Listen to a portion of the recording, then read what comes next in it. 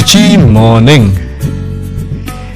જ્યારે Donald Trump Motera સ્ટેડિયમમાં આવ્યા ત્યારે મને સૌથી મોટી ચિંતા શું હતી ખબર છે? ડોનાલ્ડ ટ્રમ્પ જ્યારે મોટેરા સ્ટેડિયમમાં આવ્યા ત્યારે મને સૌથી મોટી ચિંતા એ હતી કે કોણ મોટેરામાં પહેલી પાનની પિચકારી મારશે. આ ચિંતાનું મુખ્ય કારણ એ કે આપણને ટેવ છે નવી નક્કોર વસ્તુ એને બગાડી નાખવાની. હમણાં થોડા ટાઈમ પહેલા અમદાવાદના સીજી રોડ પર હું ગયો હતો. સીજી રોડ રેનોવેટ થઈ રહ્યો છે, નવી ફૂટપાથ બની છે, નવી પાર્કિંગ સ્પેસ બહુ સુંદર લાગે છે, એકદમ ચોખ્ખું ચણાક. અને ત્યાં શું જોવા મળે? મેં શું જોયું? પાનની પિચકારીઓની રંગોળી. અરે હજી હમણાં જ બન્યો છે આ રસ્તો, કેવો બગાડી નાખ્યો. હેપી સ્ટ્રીટ બની છે લો ગાર્ડનમાં, ત્યાં પણ સેમ સીન. તો મને એમ થાય કે આપણને કદર નથી. હવે જરા પર્સનલ લાઈફ તરફ નજર કરીએ.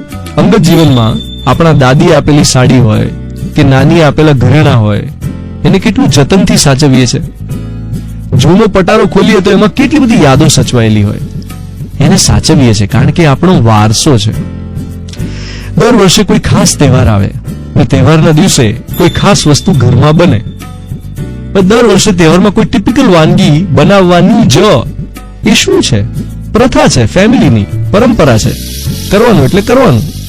વર્ષોથી થતું આવ્યું છે આપણે ત્યાં. આપણે આ રીતે વારસો સાચવીએ છીએ.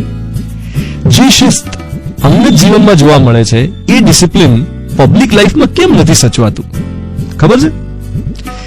એનું કારણ છે કે આપણને સહિયારી મિલકતનું સહિયારાપણું સમજાતું જ નથી. આપણે ક્યારે પબ્લિક પ્રોપર્ટીને આપણી પ્રોપર્ટી સમજતા જ નથી. પિચકારી મારતી વખતે વિચારતા જ નથી કે સ્પિટિંગ બીજાને વાયરલ ઇન્ફેક્શન આપી શકે.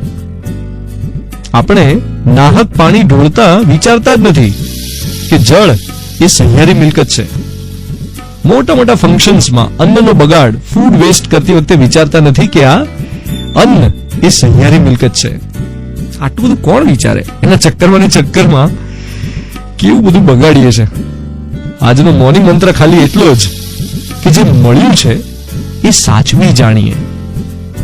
છેલ્લા થોડા દિવસોમાં ઘણી બધી મજાક થઈ કે ડોનાલ્ડ ટ્રમ્પ આવવાના હતા એટલે આટલો બધો સુધારો થયો અને આટલા બધા રસ્તા સુધરી ગયા. જે હોય એ હવે મળ્યું છે એને સાચવી જાણીએ. You are listening to Mirchi. હું છું ધ્વનિત તમારી સાથે. Good morning my dear.